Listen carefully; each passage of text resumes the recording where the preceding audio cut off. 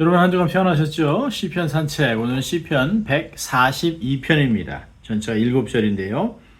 내가 소리내어 여호와께 부르짖으며 소리내어 여호와께 간구하는도다. 내가 내 원통함을 그 앞에 토하며 내 우환을 그 앞에 진술하는도다. 내 심령이 속에서 상할 때에도 주께서 내 길을 아셨나이다. 나 행하는 길에 저희가 나를 잡으려고 올무를 숨겼나이다.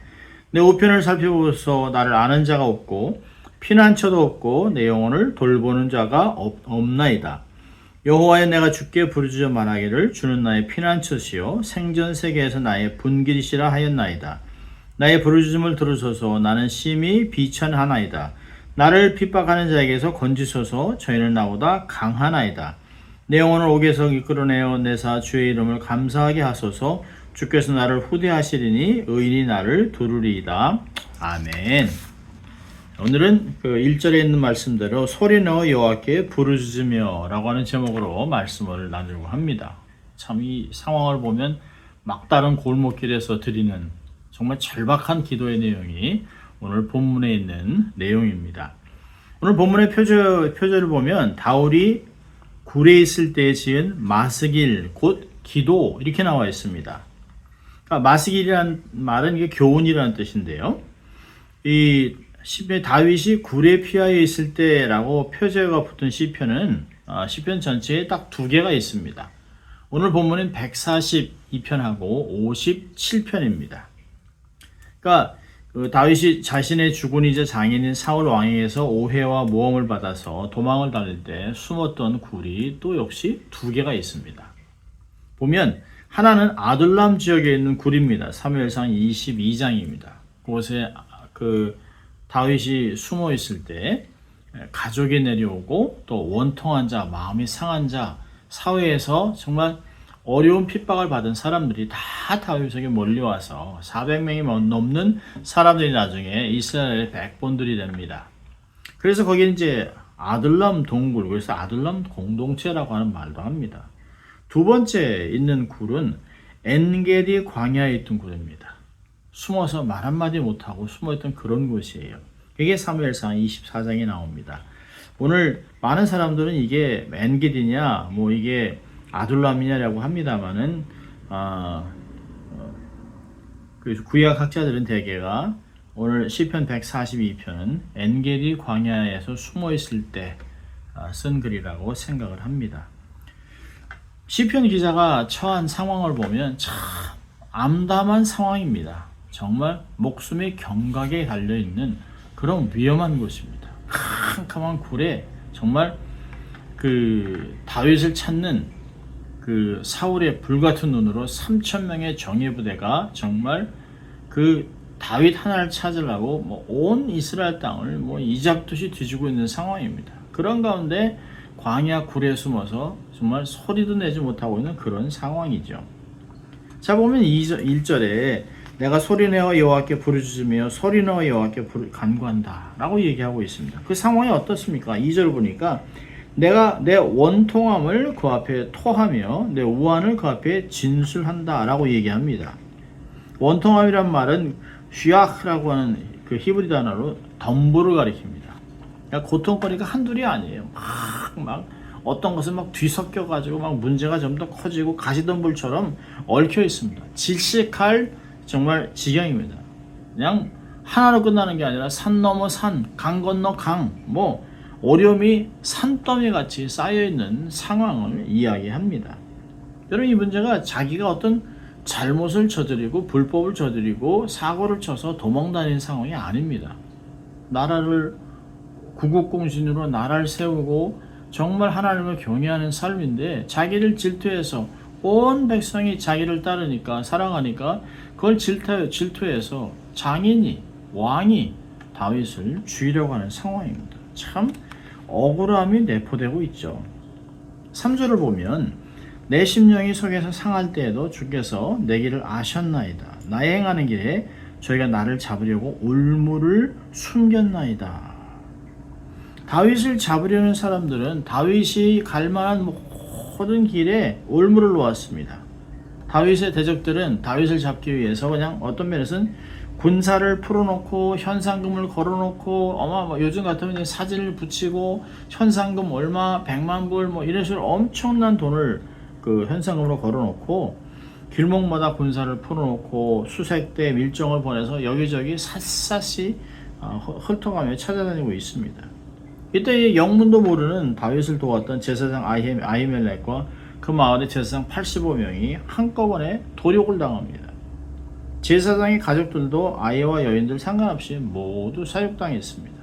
다윗은 나중에 이야기를 듣고 기가 막혀서 땅에 주저앉아 가슴을 치고 눈물을 흘렸던 그런 내용이 있습니다.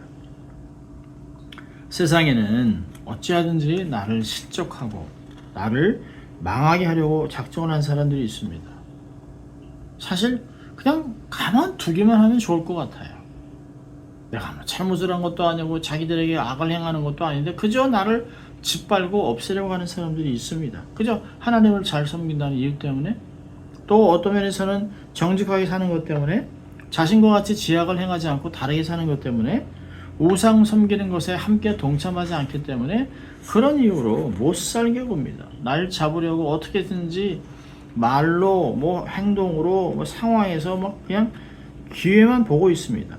말 행동 하나하나를 살피고 있어요. 사냥꾼이 새를 잡으려고 그 그물을 쳐놓고 기다리고 있습니다. 그럼 신앙생활은 어떤 면에서는 내가 신앙생활을 열심히 하고 하나님을 섬기고 경외하면서 정직하고 거룩한 삶을 살려고 하면 신앙생활은 점점 어떤 면에서는 좁아지는 것 같습니다. 살얼음을 걷는 것 같아요. 외줄 타는 것 같아요. 저들이 늘 내 운세를 보면서 내 삶에서 흠을 잡으려고 하기 때문에 그렇습니다. 자루나 우루나 치우치지 말아야 됩니다. 그래서 최선을 다해서 정말 흠 잡힐 일 없는 삶을 살아야 하는 것입니다. 그래서 원통함이 있고 원수가 올무를 숨겨놨어요. 사절을 보니까 돕는 자가 없습니다. 오른쪽을 살펴줘서 나를 아는 이도 없고 나의 피난처도 없고 내 영혼을 돌보는 이도 없습니다. 여기 없다는 말을 3번이나 부정해서 반복해서 강조하고 있습니다. 주위를 봐도 아무도 자기를 도와줄 사람이 없다는 거예요. 나를 아는 사람도 없어요. 피할 곳도 없어요. 위로해주는 사람도 없습니다. 기댈 곳이 없어요. 그냥 그저 난감합니다. 사면초가예요. 또 6절은요. 6절은 좀 이런 말입니다. 나의 부르짖음을 들으소서. 나는 심히 비천하나이다. 나를 핍박하는 자에게서 건지소서. 저희는 나보다 강합니다. 나를 핍박하는 자들과 이렇게 나를 비교해보면 너무 빈약합니다. 너무 약해요. 너무 비천해요. 그들은 신분도 높고 사람도 많고 힘도 많고 돈도 많고 건강하고 모든 면에서 나보다 강합니다. They are too strong for me. 그들이 한 손으로 밀어도 죽을 수밖에 없는 형편이에요. 솔직한 심정을 토설하고 있는 것이에요. 자, 이렇게 하면서 기자는 다른 방법이 없어요. 사람들을 일으켜서 복수를 하거나 또 군인들을 잘 훈련해서 기회를 잡아서 그냥 게릴라전을 하든지 이런 게 아닙니다. 시편 기자가 하는 것은 기도하는 거예요. 소리내어 기도한다 라고 하는 말을 1절에 2번이나 반복합니다. 소리내어 여호와께 부르짖으며 소리내어 여호와께 간구한다. 간절함을 얘기하는 것이죠. 여러분, 기도에는 여러 종류가 많습니다. 묵상기도, 침묵기도, 합심기도 많이 있어요. 꼭 소리내야만 응답받는 것은 아닙니다. 그러나 어떤 때는 소리내서 기도함이 유익합니다. 왜요? 상황이 너무 급해요. 어려우면 소리를 내게 돼 있습니다. 불이 났을 때, 물에 빠졌을 때, 위험에 처할 때 소리를 질러야죠. 그래서 소리를 질러 하나님께 부르짖고 있습니다. 2절에는 마음을 토설합니다. 이 토설이라는 단어는 이제 쏟아낸다, 샤파크라는 히브리 단어인데 물컵에 있는 것을 거꾸로 해서 다 한 방울도 남지 않게 거꾸로 완전히 쏟아낸다라고 하는 것이에요. 하나님 앞에 내 내면의 갈등, 그 다음에 고통, 아픔, 번민, 걱정, 근심거리를 하나도 남김없이 하나님께 다 쏟아내는 것이, 숨김없이 사정을 다 하나님께 구하는 것입니다. 어려움을 당하면 어떤 사람들은 이건 어떤 사람한테 물어보면 되겠다. 이건 내가 해결하면 되겠다. 요거는 그냥 적당히 하고 그러고 나서 요거는 도저히 안 되니까 하나님께 묻자. 이렇게 하면 그건 해결이 안 됩니다. 하나님께 응답이 안 돼요. 하나님께 맡겨야 하나님이 역사하실 거 아닙니까? 하나님께만 남김없이 쏟아내야 그래야 응답이 오는 것이에요. 열 한나가 자기가 불임 때문에 고통당하고 본인 나라부터 자꾸 막 수치를 당하고 그러니까 한나가 하나님 앞에 열왕기 사무엘상 1장 15절을 보니까 여호와 앞에 나의 심정을 통한 것이다. 마음을 토설한 것이다. 샤팍 쏟아냈습니다. 내 심정을 하나님께 쏟아냈다라고 그렇게 고백하는 내용을 볼 수 있습니다. 그리고 그 내용으로 인해서 또 제사장으로부터 엘리로부터 축복을 받고 또 하나님이 기억하여 태를 열어 잉태하는 역사가 나타났습니다. 세 번째로는 소리내서 기도하고 마음을 토설하고 5절에는 믿음을 고백하는 거예요. 여호와여 내가 주께 보이지 마라. 주는 나의 피난처시요 살아있는 사람들 땅에서 나의 분깃이라 라고 이렇게 고백합니다. 정말 하나님께 힘들면 원망도 하고 불평도 하고 하지만 결국에는 그 모든 것 밑에 기본은 하나님을 신뢰하는 것이에요. 하나님의 선하심, 하나님은 기도를 응답하시는 분, 하나님께 믿음을 고백하는 것이에요. 말씀을 인용하면서 하나님께 드리 하나님이 이렇게 말씀하지 않으셨습니까? 하나님 이러신 분 아닙니까? 이스라엘에 출애굽을 시키신 하나님이 아닙니까? 하나님 이렇게 백성들을 도우시고 또 하나님 주님 배고픈 자들에게 오병이어로 떡을 먹이신 분 아닙니까? 무리를 걷게 하신 분 아닙니까? 이렇게 하나님께 말씀을 가지고 하나님의 성품을 고백하면서 믿음을 고백하는 것입니다. 시편 18편 1절과 2절을 보면 다윗이 이렇게 기도해요. 나의 힘이 되신 여호와여 내가 주를 사랑하나이다. 여호와는 나의 반석이시요 나의 요새시요 나를 건지시는 자시요 나의 하나님이요 나의 피할 바위시요 나의 방패시요 나의 구원의 뿌리시요 나의 산성이로다.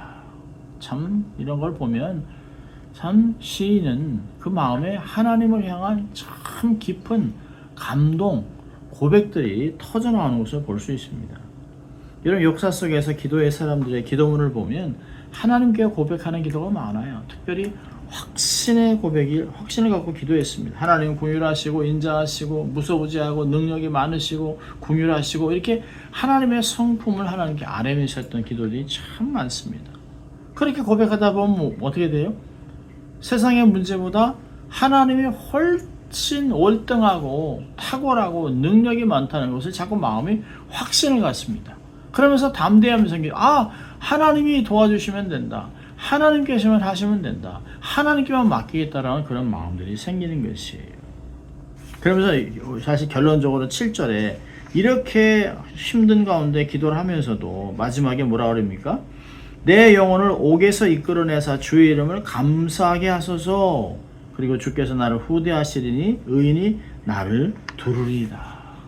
하나님이 이렇게 도와주셨기 때문에 많은 사람들이 나 주위에 몰릴 것이다. 결국 뭐예요? 하나님을 영화롭게 하는 거예요. 역시 하나님이 하셨군요. 하나님의 능력으로 형제님을 자매님을 도우셨군요. 하나님은 살아계시네요. 은혜의 하나님을 찬양하게 된다는 것이에요. 내가 얘기하는 간증, 말씀들을 듣고 동의하게 되는 것입니다. 자, 오늘 그 두 가지만 삶에서 적용해 본다면, 첫째로 하나는 고난은 있다는 거예요. 그래 고난을 지혜롭게 대처하면 된다는 거죠. 여러분 사람들은 기본적으로 세 가지 고난을 받습니다. 성경에서 얘기했지만 첫째로는 애매한 고난이에요. 내가 아무것도 안 했어요. 근데 그냥 끌려 들어가는 거예요. 옆집에 불이 나가도 내 집도 타는 거예요. 이번에 산불로 보세요. 캘리포니아 산불 어느 집 불이 붙었는데 그 불이 그냥 계속 그 집으로 해서 다음 집으로 해서 온 동네를 다 태우잖아요. 그 옆집에 불이 나서 내가 고생하는 것이 아무것도 안 했는데 그냥 끌려 들어가는 것이에요. 두 번째로는 애매한 고난과 함께 두 번째는 내가 잘못했을 때 잘못했을 때는 반드시 징계가 있죠. 그럴 때는 겸손하게 자기를 변론하려고 하는 게 아니라 잘못했으니까요. 범죄를 했으면 잘못 실족했으면 다른 사람 원망하지 말고 다른 사람하고 비교하지 말고 내가 잘못했습니다. 죄송합니다. 용서해 주십시오. 이렇게 하는 것이 좋아요. 고난이 크다고 불평해서는 안 돼요. 왜냐하면 고난이 큰 거는 내가 잘못을 크게 했기 때문에 고난이 큰 것이죠. 애매한 고난, 또 내가 잘못했을 때 받는 고난. 세 번째로는 주의 일을 하다가 받는 고난이 있습니다. 그때는 그냥 믿음으로 인내하면서 잘 받아들이는 것이. 그리고 주님이 어떤 이유를 가지고 내게 이런 고난을 주셨을 때는 반드시 어떤 목적과 결과가 있을 것이다. 하나님이 행하실 것이다 라고 생각하고 주께 맡기는 것이에요. 하나님이 책임져 주실 것이니까요. 하나님이 어떤 프로그램에 나를 들으시고 광야로 데려가셔서 나를 훈련합니다. 무장합니다. 새로운 것들을 경험하게 해요. 하나님이 마치 아무도 없는 곳에 가서 딱 품고 어떤 것들을 하나님 훈련하는 것이에요. 주님이 책임지고 복을 주십니다. 그렇다면 애매한 고난, 잘못해서 받는 고난, 하나님의 뜻을 이루다 받는 고난, 이왕이면 세 번째 고난을 받는 것이 좋죠. 여러분, 고난을 좋아하는 사람은 없습니다. 뭐 고난아 오라, 뭐 이런 사람은 없습니다. 가능하면 고난을 받지 않고 또 평범하게 또 평안하게 또 잘 살길 바라죠. 여러분, 근데 이 중동에서는, 사막 지역에서는 이런 그 속담이 있습니다. 비바람이 없이 햇빛만 나면 모두 사막이 된다. 그렇죠. 물이 없이 바짝 마르면 그냥 어디든 사막이 되는 것이에요. 그러니까 너무 좋은 일만 있어서는 안 돼요. 무사태평, 만사형통 그렇게 되지 않습니다.